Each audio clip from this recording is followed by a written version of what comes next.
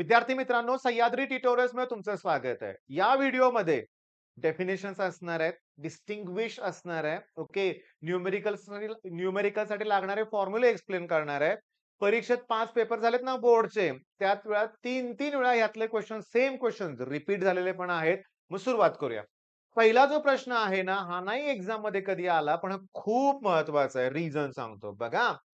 चोक coil म्हणजे inductor असतो हे लक्षात ठेवा.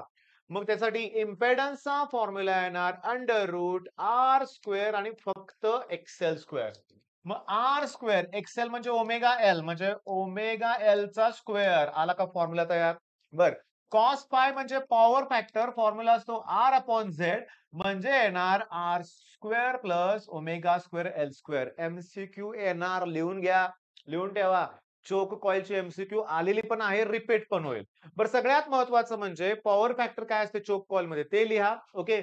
कशापासून बनलेली असते? Thick insulated copper wires around a closely in a large number of turns over a soft टायर. समजून घ्या. इंडक्टर आहे omega L. Clear. Next, Q factor त्याची डेफिनेशन आहे, तो रेशो आहे. Q factor is ratio of resonant frequency to the bandwidth. बस एवढं लक्षात ठेवा. इथं नीट लक्षात द्या, पॅरलल रेझोनन्स सर्किट आहे, इथं करंट आहे.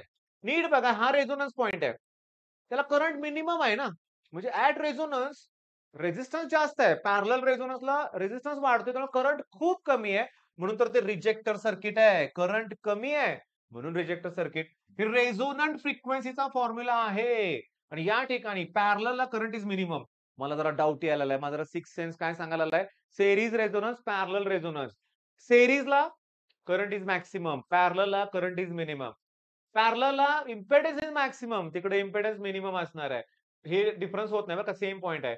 Parallel is known as rejector. Series मग काय असणार आहे? सेरीज असणार आहे ऍक्सेप्टर. बघा, इम्पेडन्स मिनिमम आहे. सर्किट प्युअरली रेझिस्टिव्ह असतं.